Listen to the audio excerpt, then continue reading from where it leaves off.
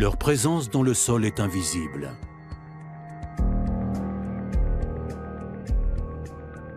Durant des centaines d'années, nous avons tout ignoré de leur existence. Aujourd'hui, elles nous dictent notre avenir.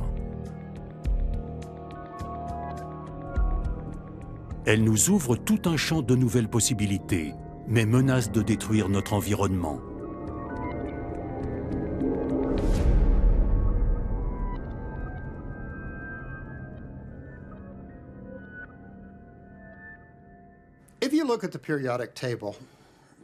Tout en bas du tableau périodique, il y a des éléments chimiques qui ont l'air un peu à l'écart et qu'on a tendance à oublier.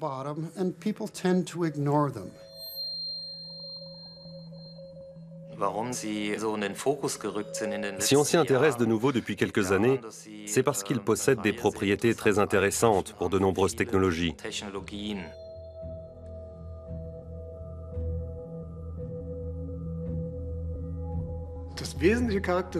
La caractéristique essentielle de ces éléments, c'est qu'ils s'entendent comme larrons en foire et qu'il est difficile de les séparer les uns des autres.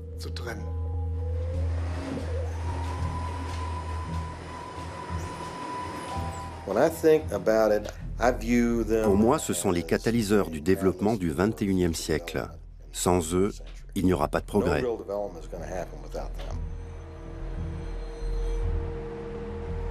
Dans ces réservoirs flotte l'avenir de l'humanité.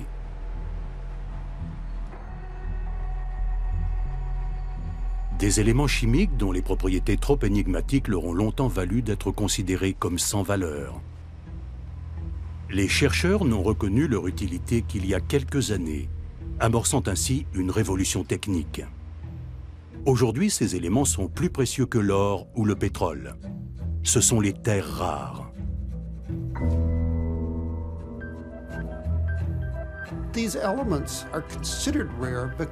Ces éléments sont considérés comme rares parce qu'ils sont très difficiles à isoler chimiquement. Mais une fois isolés, ils se prêtent à de nombreuses applications modernes. Smartphones, tablettes, véhicules hybrides ou électriques, toutes les technologies qui nous entourent aujourd'hui utilisent les terres rares.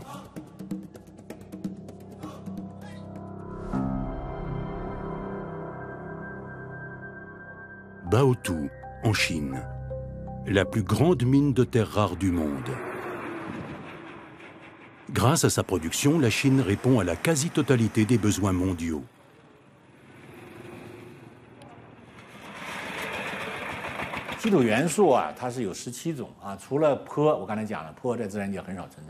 En dehors du prométhium, très peu présent dans la nature, on trouve toute la gamme des terres rares en Chine. Quand on parle de terres rares aujourd'hui, on pense aussitôt aux ressources chinoises.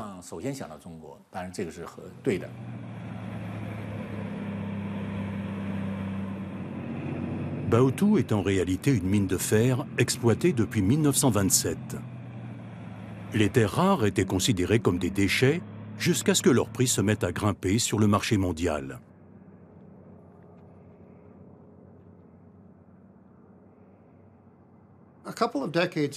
Il y a quelques dizaines d'années, les Chinois ont découvert sur un site de Mongolie intérieure que la couche qui recouvrait le minerai de fer était en fait du minerai de terres rares et qu'ils pouvaient séparer des terres rares du matériau déjà extrait et mis au rebut. C'est à partir de là qu'ils ont commencé à produire des oxydes de terres rares. La Chine est-elle devenue leader sur le marché mondial par hasard? Le directeur de la Société chinoise des terres rares ne le pense pas. La Chine a commencé à prospecter les terres rares dans les années 50. Dans les années 60, nous avons développé une méthode d'extraction et entamé l'exploitation. Dans les années 80 et 90, nous avons lancé la production de masse.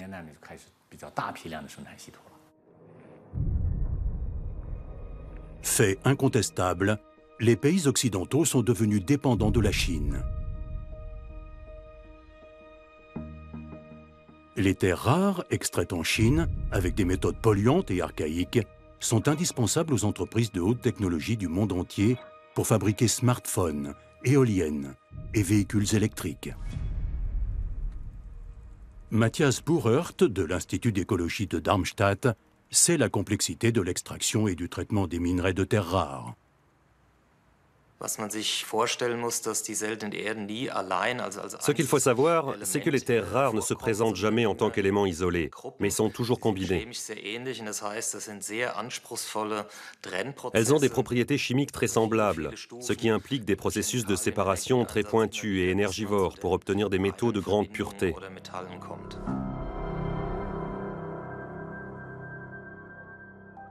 Brême, en Allemagne.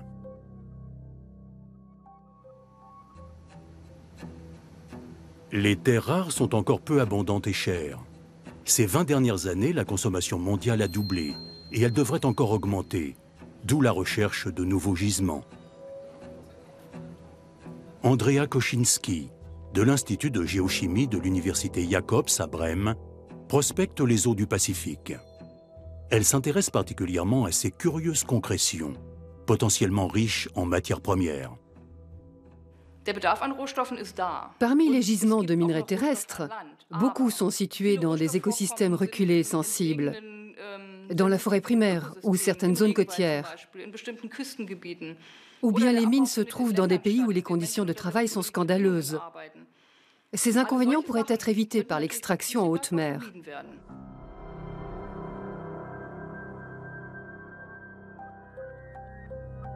Hawaï. Un navire d'exploration scientifique quitte le port d'Honolulu. À son bord, des scientifiques à la poursuite de terres rares. On connaît depuis longtemps l'existence de nodules et de croûtes de manganèse sur les fonds marins, qui sont très riches en métaux précieux. Autrefois, on collectait surtout du cuivre, du nickel, du cobalt et du zinc. Mais aujourd'hui que la demande en terres rares ne cesse d'augmenter pour les besoins des nouvelles technologies ou des technologies vertes, on s'intéresse de plus en plus aux éléments traces, dont la valeur économique ne cesse de croître. Des drones sous-marins vont explorer les fonds marins et recueillir des échantillons.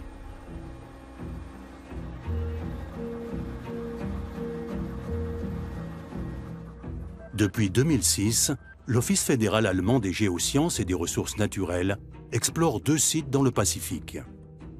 Une caméra vidéo montre ce qui se trouve sur le plancher océanique. Mais pourrons-nous récolter ces trésors aussi facilement?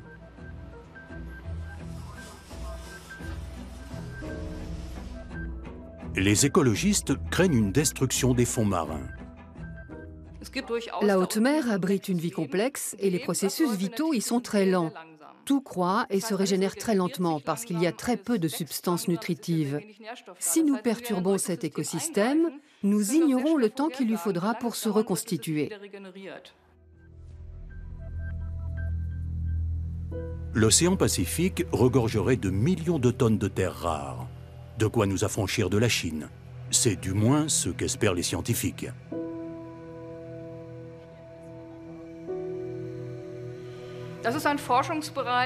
C'est un domaine de recherche assez récent, mais qui devrait prendre de l'ampleur.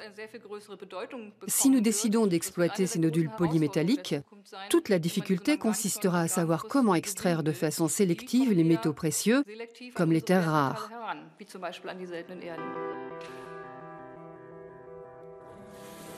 Andrea Kosinski voudrait découvrir comment se forment les nodules et ce qu'ils renferment.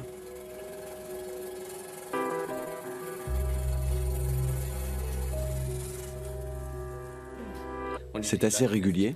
Oui, apparemment, le noyau se trouve au milieu. On voit très bien que ces 2 nodules s'organisent autour d'un noyau. La croissance du nodule se fait à partir d'un noyau microscopique qui repose sur le sédiment à 4 ou 5 000 mètres de profondeur.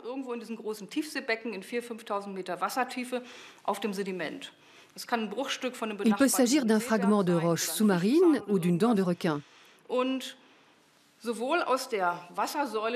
Dans la colonne d'eau ou dans le sédiment, certains processus chimiques provoquent la cristallisation lente d'oxyde de manganèse et de fer de couleur noire autour du noyau.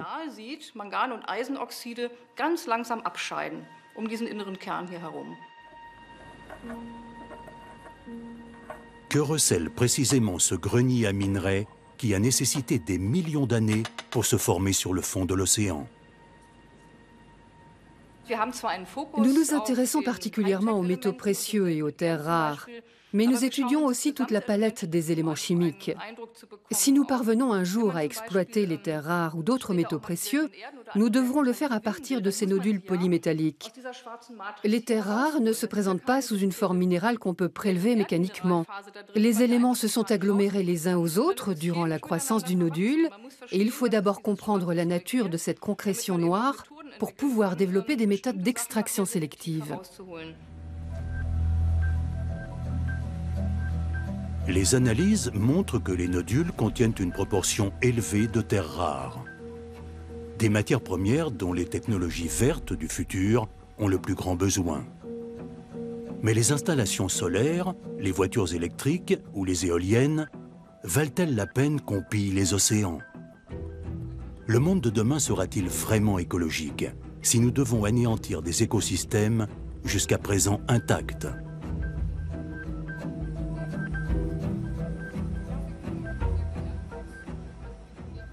Il y a beaucoup de pays dans le monde qui en sont encore à développer des infrastructures pour assurer un niveau de vie décent à la population. Et lorsque ces pays voudront utiliser ces nouvelles technologies, censées être plus écologiques, nous aurons besoin des réserves de terres rares présentes sur leur territoire. Si nous voulons construire des éoliennes et des panneaux photovoltaïques dans le monde entier, nous devrons exploiter de nouveaux gisements de terres rares. Mais encore faut-il les localiser.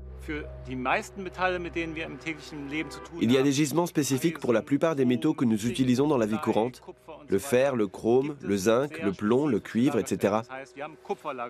Il existe donc des structures bien définies et des minerais à partir desquels nous pouvons facilement extraire des métaux. Ce n'est pas le cas avec les terres rares.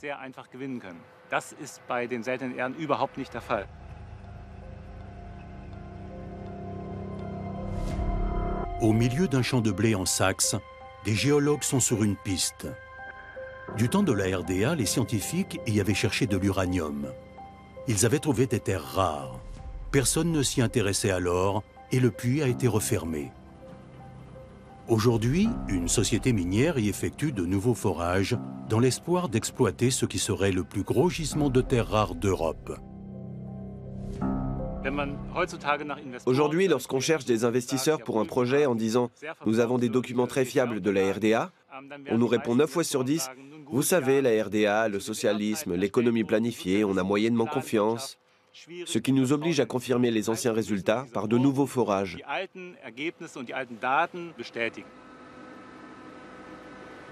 Avec leur trépan, les géologues forent profondément la roche. La quantité de minerais a été estimée à 4,4 millions de tonnes. Une bénédiction pour l'industrie high-tech allemande, jusqu'à présent tributaire des importations. Mais comment extraire ce trésor? Une immense mine à ciel ouvert en plein cœur de l'Allemagne? Non merci.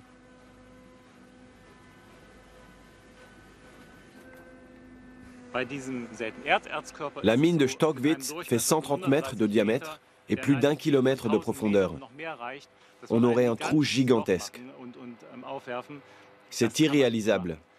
Non, il faudrait opter pour une exploitation souterraine, c'est-à-dire construire un puits avec une petite tour d'extraction, quelques maisons, et tout se ferait sous terre.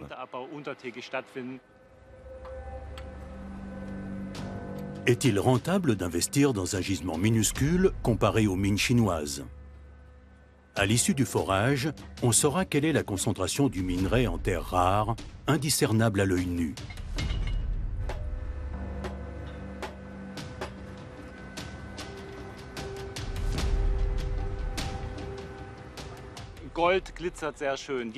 L'or brille. Les diamants, on les reconnaît bien aussi. Mais les terres rares sont imbriquées dans une matrice très discrète, gris-ciment, sans éclat, qui passe complètement inaperçue. Il faut faire des analyses géochimiques pour savoir si elle contient des terres rares. Une fois qu'on le sait, on peut supposer la présence de terres rares à tel ou tel endroit, mais on ne les voit pas à l'œil nu. Le néodyme augmente la puissance des aimants. L'yttrium produit des couleurs très vives sur les écrans d'ordinateur et le lantane améliore les performances des batteries de voitures électriques. Mais ces éléments chimiques ont longtemps été laissés de côté. Le cérium, par exemple, fut identifié en 1803. Mais ce n'est qu'un siècle plus tard qu'un inventeur eut la révélation de son utilisation.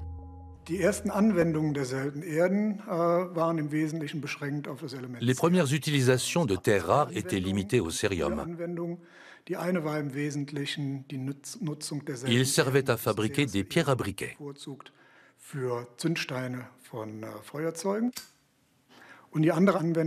Mais également des manchons à incandescence pour lampes à gaz. C'était le principal débouché de l'extraction minière de terres rares.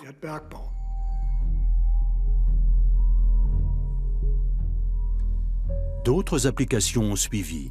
Par exemple, le lantane a permis de diminuer sensiblement le coût du raffinage du pétrole et de la fabrication de l'essence.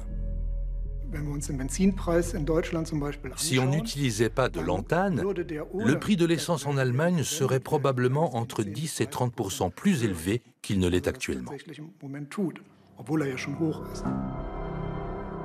Mountain Pass en Californie. Longtemps avant la Chine, les États-Unis ont été les principaux producteurs de terres rares. On nous demande souvent où trouver des terres rares. Eh bien, dans votre jardin, mais en concentration si faible qu'on ne peut pas les extraire. Tout le problème consiste à trouver des gisements importants et fortement concentrés.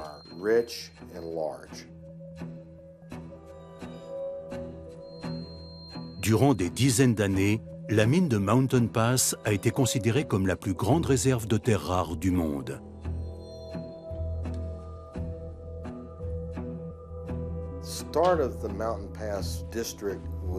L'exploitation du site a démarré en 1949, lorsqu'on a découvert une signature radioactive sur un affleurement rocheux. Les analyses ont montré qu'il s'agissait d'un minerai extrêmement riche en terres rares.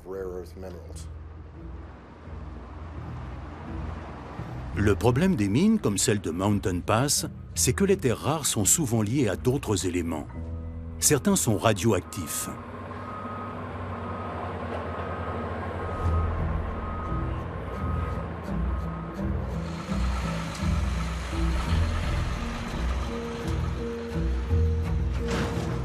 La raison pour laquelle les terres rares sont mélangées à des éléments radioactifs s'explique par la nature géologique du terrain.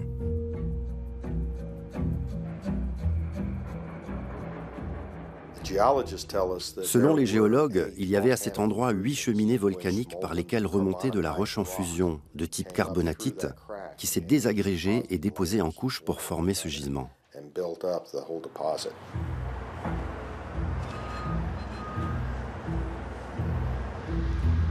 De 1965 à 1995, la mine de Mountain Pass est le premier fournisseur de terres rares dans le monde. Elles entrent dans la composition des briquets, des lampes à gaz, des téléviseurs couleurs et de l'essence. Mais les procédés d'extraction sont complexes et peu fiables. En 1998, c'est l'accident. 1 milliard de litres d'effluents radioactifs et toxiques fuient d'un réservoir non étanche et contaminent une réserve naturelle. Après l'entrée en vigueur de normes environnementales plus strictes, la mine perd sa rentabilité et ferme ses portes en 2002.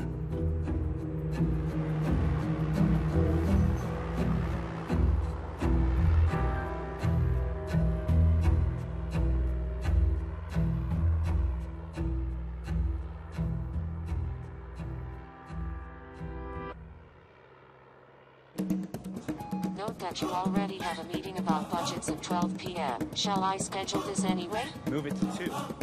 Peu après, une révolution technologique déferle sur le monde, avec l'apparition des smartphones et des écrans plats. La demande de voitures moins polluantes et d'énergie renouvelable explose. Autant de technologies consommatrices de terres rares.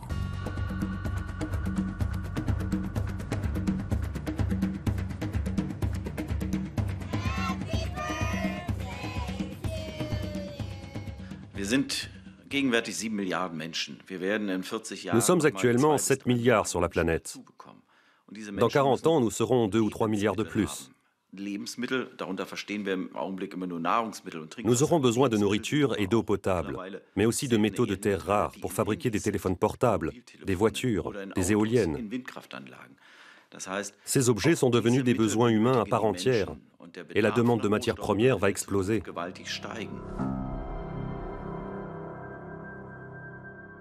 Pékin, en Chine.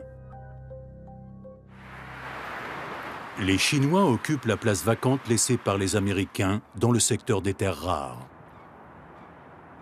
La nouvelle puissance économique est en mesure d'offrir matières premières et produits finis à des prix défiant toute concurrence sur le marché mondial. Dans les villes en plein boom économique, les gratte-ciel poussent comme des champignons et la demande intérieure de biens de consommation grandit. La Chine est par exemple au premier rang mondial pour le nombre d'utilisateurs de téléphones portables. Pour répondre à la demande croissante de smartphones et de téléviseurs à écran plat, la Chine augmente sa production de terres rares. Les autres pays ferment progressivement leurs mines qui ne sont plus concurrentielles.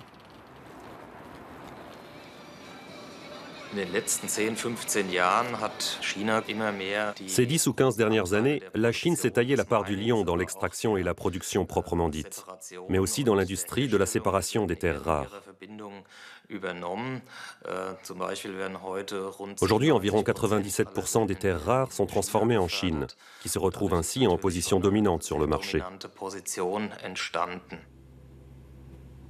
En 2011, le gouvernement chinois décide de réduire ses exportations de terres rares. Les mines diminuent leur production. Le monde prend la mesure de l'hégémonie de la Chine. La hausse des prix sur le marché mondial se répercute sur certains produits. Le prix des ampoules à basse consommation d'énergie, par exemple, augmente de 25%.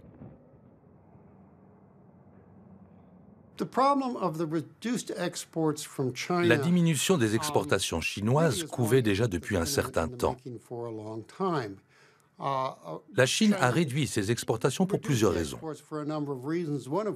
Pour répondre à la croissance de la demande interne, et aussi parce qu'elle veut fabriquer des produits finis au lieu de se contenter d'exporter des oxydes de terres rares à l'état brut.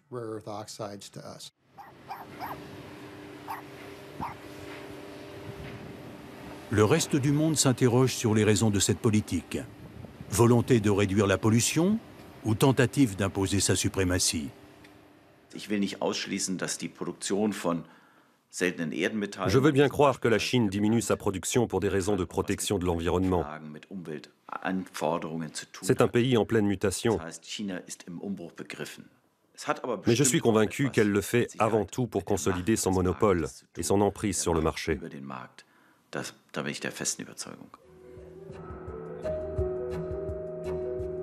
Jusqu'à présent, l'atout de la Chine est la filière minière. Le traitement du minerai, qui met en œuvre des procédés complexes, est un secteur lucratif, pour l'instant aux mains du Japon, de l'Europe et des États-Unis. De nombreux experts pensent que la Chine souhaite développer cette industrie de transformation sur son sol, ce qui lui permettrait de dominer le marché des produits finis à base de terres rares.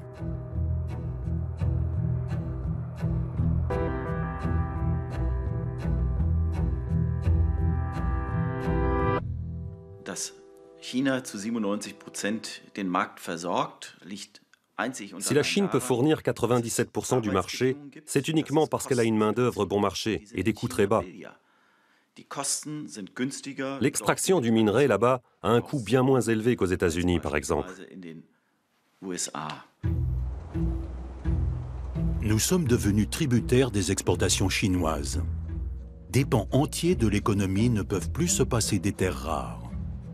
Si nous ne pouvons sécuriser notre accès aux matières premières, ce sera le retour à l'âge des ténèbres, au sens littéral. Car même les tubes fluorescents et les ampoules basse consommation contiennent des terres rares. Les gouvernements des États-Unis, des pays d'Europe et du Japon ont déposé une plainte contre la Chine auprès de l'Organisation mondiale du commerce et cherchent activement de nouvelles sources d'approvisionnement dans le monde.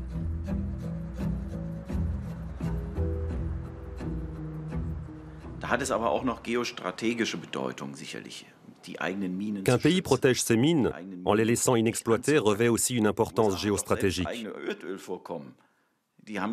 Les États-Unis ont quelques gisements de pétrole auxquels ils n'ont pas encore touché. Ils s'approvisionnent ailleurs. Moi aussi, j'économiserais mes réserves si je trouvais le même produit moins cher sur le marché. Pérenniser ces réserves de matières premières est un choix pertinent.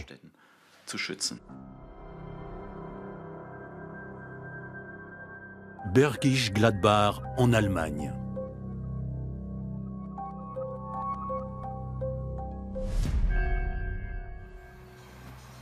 La politique de la Chine en termes de matières premières affecte particulièrement les entreprises qui utilisent d'importantes quantités de terres rares. C'est le cas de la firme Max Berman, qui fabrique des aimants. Son fondateur a inventé la porte de réfrigérateur à joint magnétique. Aujourd'hui, l'entreprise travaille essentiellement avec l'industrie automobile. À chaque usage correspond un aimant particulier. À l'heure actuelle, nous avons plus de 50 formules différentes à partir desquelles nous fabriquons des aimants personnalisés.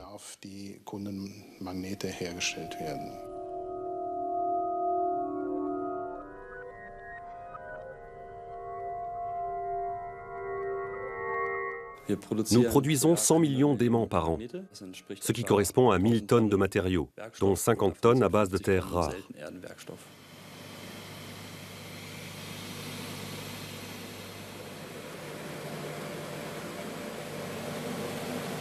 Tous les aimants de dernière génération contiennent du néodyme ou du dysprosium qui en améliore la puissance et la longévité.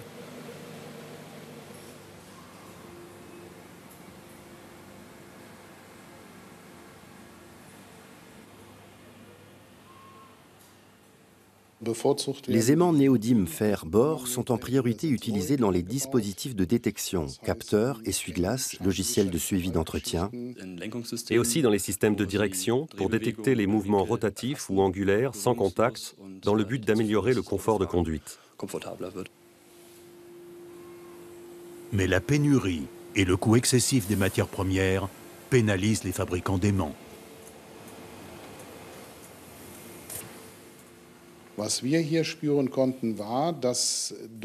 La pénurie d'oxyde de néodyme a entraîné des spéculations qui ont fait exploser les prix. Ils ont été multipliés par 4 en l'espace de 2 ou 3 mois.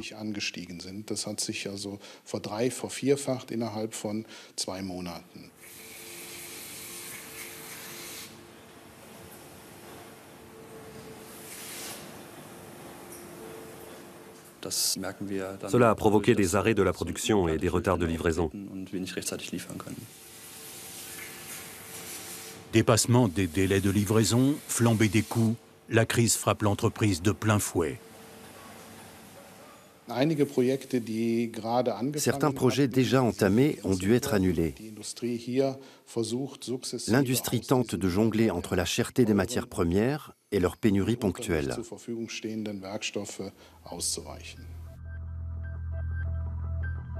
De nombreux secteurs économiques sont confrontés aux mêmes difficultés.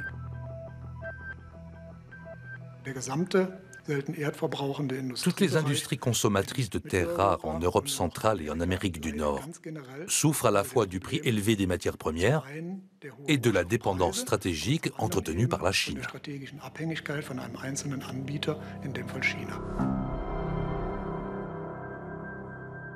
Delitzsch, en Allemagne.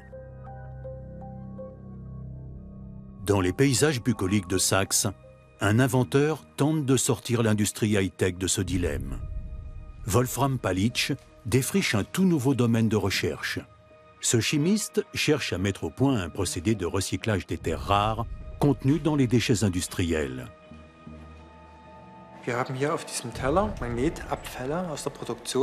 Sur cette assiette se trouvent des déchets issus de la production d'aimants permanents. Il y a du fer, mais aussi des terres rares, comme le néodyme, le dysprosium et le praséodyme. Nous allons tenter d'isoler ces éléments.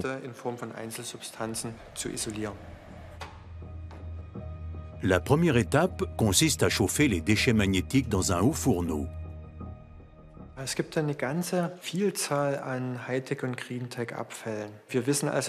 L'industrie high-tech et les technologies vertes produisent des déchets très variés. La production d'aimants en génère elle aussi une grande quantité. Nous avons commencé à mettre en place des procédures de recyclage consistant à séparer et purifier chaque composant pour les réintroduire ensuite dans le circuit économique.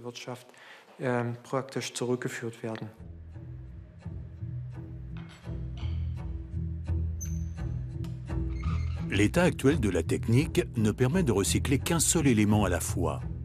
Mais Wolfram Palitsch ambitionne de revaloriser l'ensemble des matériaux qui composent les aimants.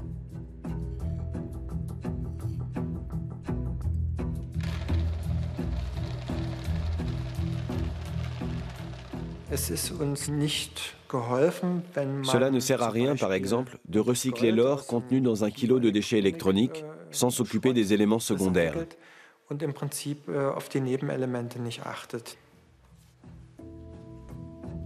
Valoriser les terres rares à partir de nos déchets au lieu de les extraire et de les transformer par des méthodes polluantes, l'idée est séduisante. Mais le procédé n'en est qu'à ses balbutiements et ne s'applique pas à toutes les terres rares. Actuellement, Wolfram Palitsch se concentre sur le recyclage du néodyme.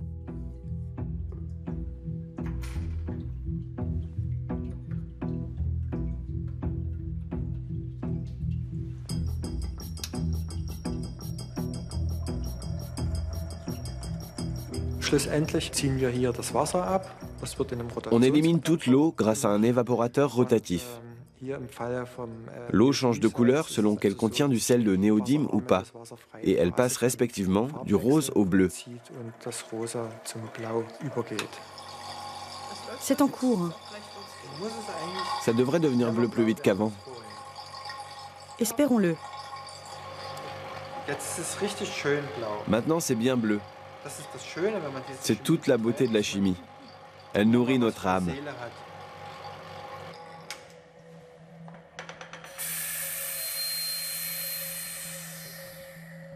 En laboratoire, le procédé est au point. Mais le recyclage des terres rares peut-il être réalisé à l'échelle industrielle? La découverte du chimiste pourrait-elle contribuer à remédier à la pénurie des matières premières? Il le faudrait. Nous voulons remplacer les voitures à moteur à essence par des véhicules électriques. Mais ceci nécessite des aimants très puissants, avec une forte teneur en terres rares.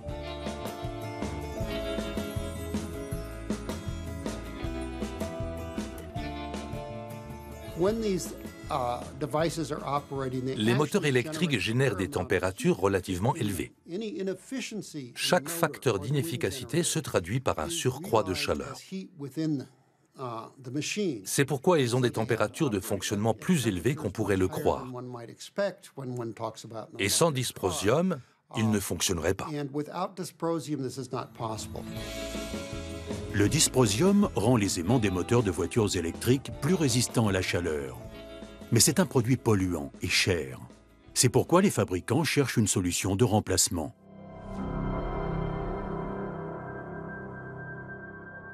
Ames, aux États-Unis.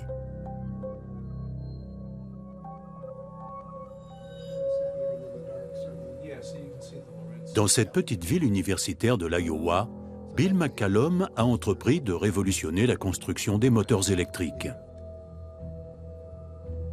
Ces recherches sont si innovantes que le gouvernement des États-Unis s'est associé au projet.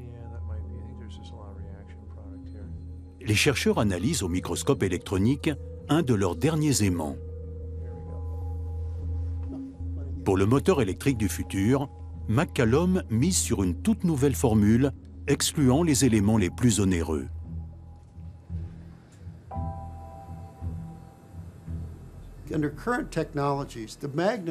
Avec la technologie actuelle, les aimants utilisés pour les voitures et les éoliennes doivent contenir du dysprosium.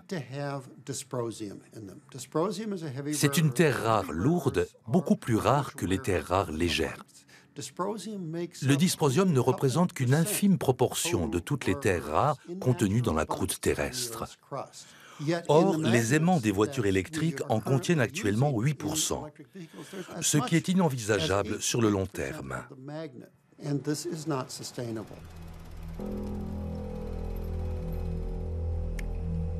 Pour résoudre ce dilemme, les scientifiques expérimentent de nouvelles formules. En remplaçant, par exemple, le dysprosium par le cérium, très abondant sur Terre, mais dont les propriétés magnétiques sont faibles. Il faut trouver la bonne recette. Le mélange est d'abord chauffé à haute température.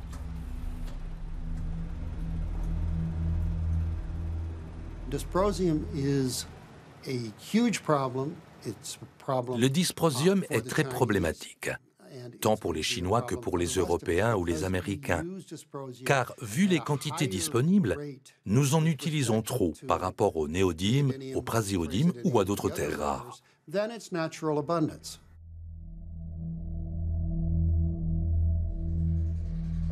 La toute nouvelle formule doit être analysée.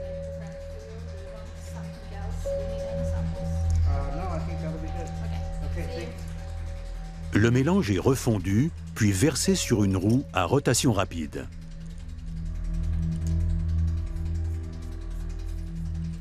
Un vide empêche l'air d'entrer en contact avec le mélange et de le contaminer. Sous l'action de la chaleur, un ruban métallique très mince se forme, qui se décompose en petits morceaux. Ces morceaux ne contiennent plus que d'infimes quantités de dysprosium.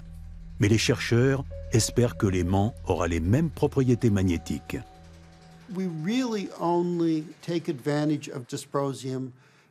Nous mettons le dysprosium à des endroits bien précis. Si on en place au milieu de l'aimant, ça ne sert à rien.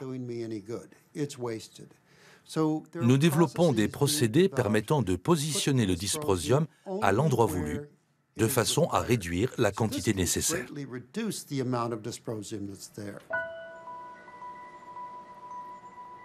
Dans le laboratoire voisin, on analyse les petits rubans métalliques. Chaque morceau est fixé sur la lame avec de la colle.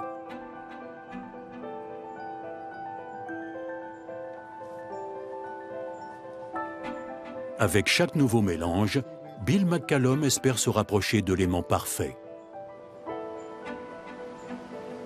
C'est prêt? Oui, on peut y aller. La mise au point d'un super aimant est un processus de longue haleine et qui coûte cher. La participation du gouvernement américain montre que les dirigeants politiques ont pris conscience de l'importance de tels projets pour l'avenir.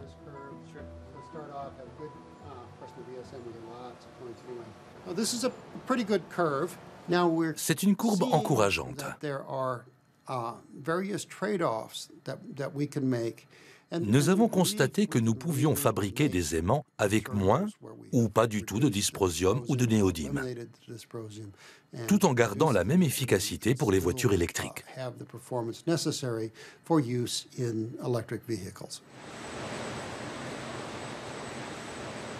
Usine de production du constructeur de voitures de sport Tesla. La petite entreprise a tout misé sur les voitures électriques et n'utilise plus de terres rares dans ses moteurs. Comment est-ce possible? Grâce à des moteurs conçus pour fonctionner sans aimant classique. D'autres constructeurs se sont engagés dans la même voie.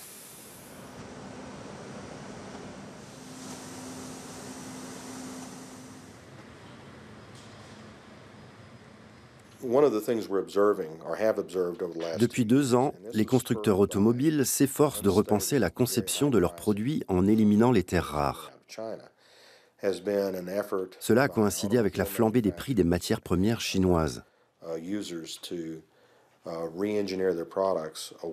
Si le prix des aimants dépasse un certain seuil, les constructeurs chercheront une autre solution.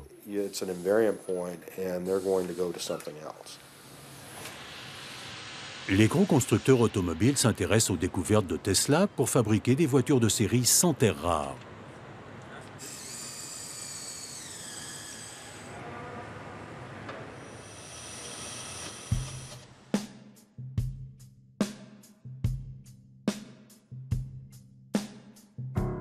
Moins d'émissions de CO2 pour les voitures et moins de rejets lors de la production d'électricité. L'énergie éolienne est en progression partout dans le monde. En 2020, elle devrait représenter 6% de la production mondiale d'électricité, soit l'équivalent de 130 centrales nucléaires.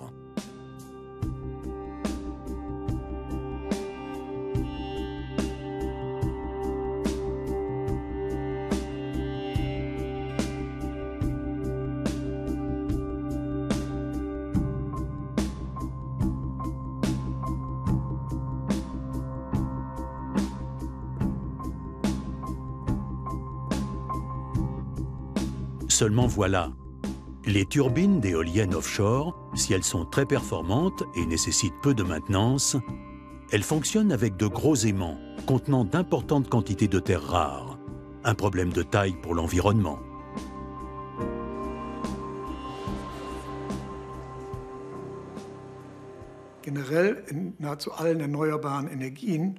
Presque toutes les énergies renouvelables ont recours aux terres rares.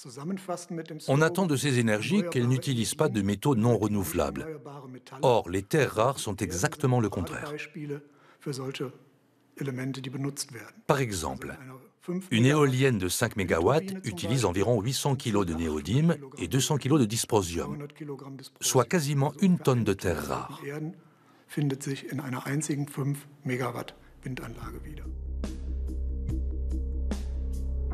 En matière d'énergie éolienne, le plus grand marché émergent est la Chine. Les constructeurs ont recours aux terres rares. Les derniers modèles nécessitent jusqu'à 4 tonnes de ces précieux éléments, d'où le risque d'épuisement de la ressource.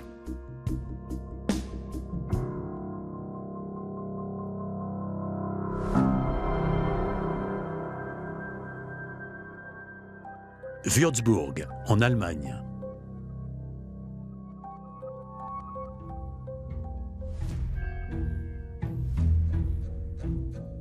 Les scientifiques de l'Institut Fraunhofer pour la recherche sur les silicates s'intéressent aux grandes quantités de terres rares utilisées dans les éoliennes et les voitures électriques, mais aussi dans les ordinateurs et les téléphones portables. Pour eux, ces appareils représentent autant de gisements potentiels de matières premières.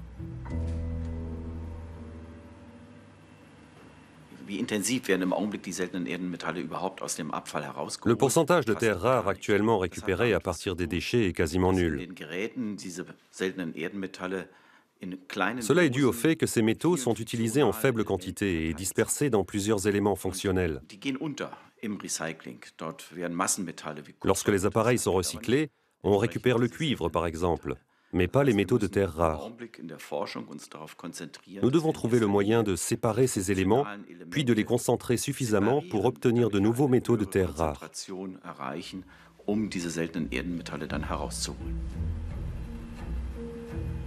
Mais le recyclage d'appareils complexes comme les portables pose problème. Car personne, pas même les fabricants, ne connaît la liste des composants utilisés. De nombreuses pièces proviennent de sous-traitants qui, eux-mêmes, reçoivent les matériaux d'autres fournisseurs. Il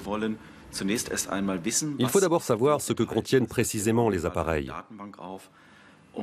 Il faudrait créer une banque de données répertoriant tous les composants des différents appareils présents sur le marché. Une fois que nous les aurons identifiés avec exactitude, nous pourrons isoler les éléments et les concentrer pour rentabiliser leur recyclage. Actuellement, il n'est pas rentable de récupérer les infimes quantités de terres rares contenues dans une montagne de déchets industriels issus des téléphones portables.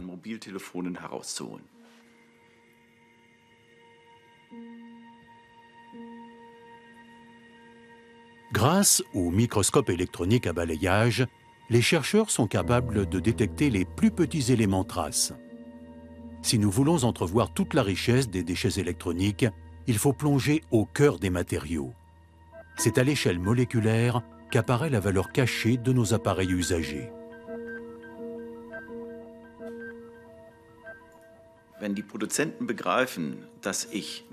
Jusqu'à présent, le gaspillage dû aux appareils jetés n'était mesuré qu'en termes monétaires. Mais une fois que les producteurs se seront rendus compte qu'ils gaspillent des matières premières qui leur appartiennent et qu'ils sont ensuite obligés de racheter, ils créeront un cercle vertueux du recyclage des matériaux.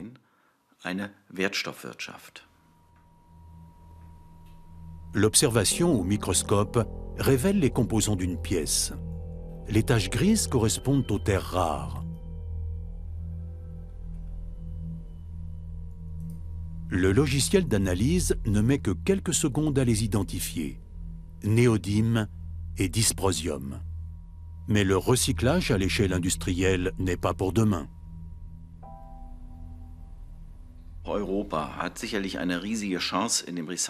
L'Europe a l'occasion de jouer un rôle pionnier dans le recyclage des terres rares.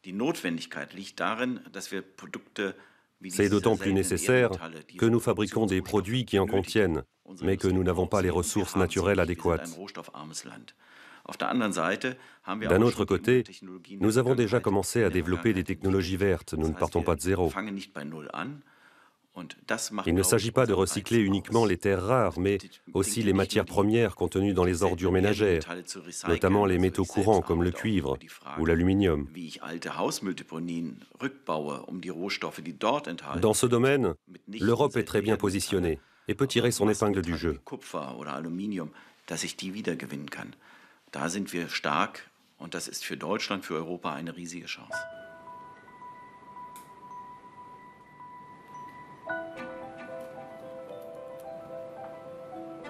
Wir als Bürgerinnen und Bürger, wir als Nutzer eines Gerätes müssen wissen, en tant que citoyens et utilisateurs d'un appareil, nous sommes en droit de savoir quel matériau il contient. Lorsqu'on fouille nos déchets, on s'aperçoit qu'il y a 10 ou 20 téléphones portables. Ils sont obsolètes et ils sont simplement incinérés. Mais un portable, c'est une mine, au même titre qu'une roche. D'où le concept d'urban mining, qui consiste à recycler les métaux contenus dans les produits en fin de vie.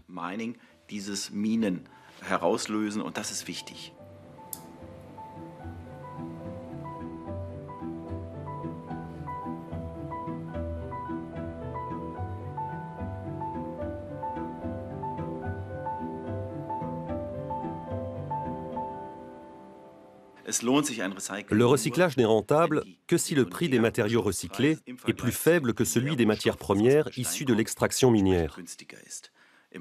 Pour l'instant, ce n'est pas le cas.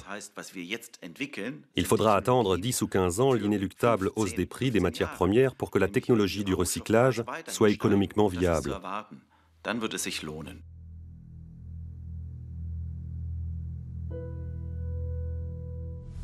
Les Américains ont rouvert Mountain Pass, jadis la plus grande mine de terres rares du monde. Cette décision intervient dans un contexte de hausse des prix sur le marché mondial et d'une volonté de s'affranchir de la Chine. Un projet porteur d'espoir pour l'industrie américaine et un investissement payant pour la société d'exploitation minière. Celle-ci espère décrocher 15 à 20% de part de marché mondial et escompte des prix plus stables. Des techniques de pointe permettront de réduire l'impact environnemental. L'entreprise produira plus propre que par le passé et moins cher que ses concurrents chinois.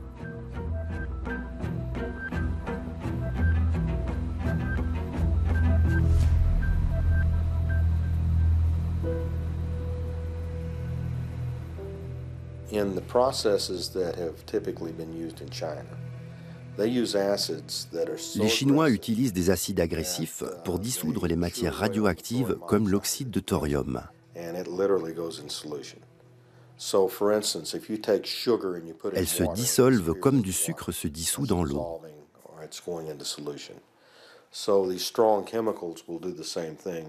Certains produits chimiques puissants font la même chose avec les matières radioactives. Ça se dissout et ça contamine les eaux usées. Ou bien ça empoisonne la nappe phréatique. Nous avons développé une technique qui empêche les matières radioactives de se dissoudre. Elles restent à l'état solide et nous en extrayons les terres rares. Il nous a fallu du temps pour trouver comment procéder.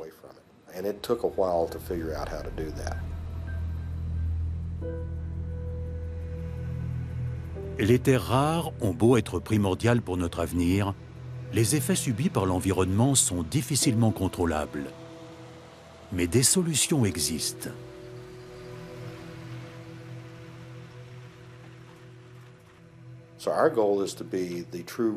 Notre objectif est d'être l'entreprise de référence dans le domaine des terres rares au niveau mondial, la plus innovante.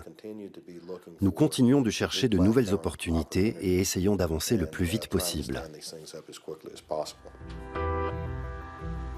Mais les tonnes de terres rares contenues dans les voitures électriques et les éoliennes n'aggravent-elles pas les problèmes d'environnement qu'elles sont censées résoudre? Pour le moment du moins, les bénéfices sont très supérieurs aux dégâts. Nous devons nous efforcer de pérenniser cette situation en mettant en place, par exemple, des programmes de suivi garantissant que l'extraction de ces éléments n'a pas d'effet délétère sur l'environnement.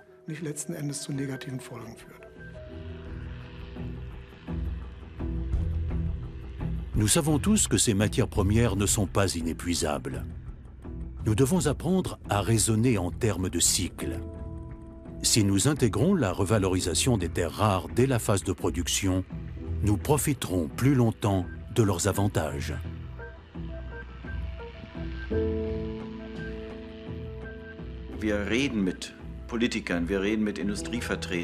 Nous sommes dans un dialogue permanent avec les politiques, les industriels, la Commission européenne.